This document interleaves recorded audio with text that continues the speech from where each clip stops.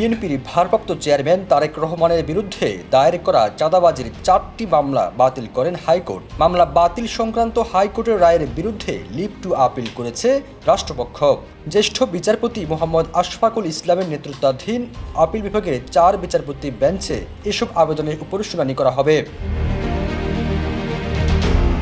আবেদনে রাষ্ট্রপক্ষ বলেছে, মামলা বাতিল করে হাইকোর্ট যে রায় দিয়েছেন তা সঠিক হয়নি। গত 23 অক্টোবর বিচারপতি এ.কে.এম. আসাদুজ্জামান ও বিচারপতি সৈয়দ এনায়েত হোসেনের দ্বৈত হাইকোর্ট বেঞ্চ তারেক রহমানের বিরুদ্ধে দায়েরকৃত 4টি মামলা বাতিল করে রায় দিয়েছিলেন।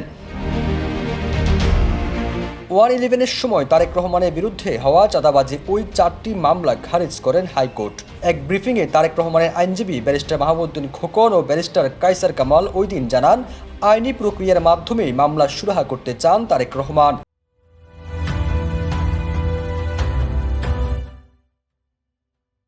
তার বিরুদ্ধে প্রায় 80টির মতো মামলা রয়েছে, যেগুলো আইনিভাবে মোকাবেলা করা হবে। বিএনপির আইন বিষয়ক সম্পাদক ব্যারিস্টার কায়সার কামাল জানিয়েছেন, নেতাকর্মীদের বিরুদ্ধে হওয়া সব মামলা নিষ্পত্তির পরে তারেক রহমান নিজের মামলা নিষ্পত্তির ব্যাপারে আগ্রহ জানিয়েছিলেন। ফিরোজ আলম, জাইজাইদি।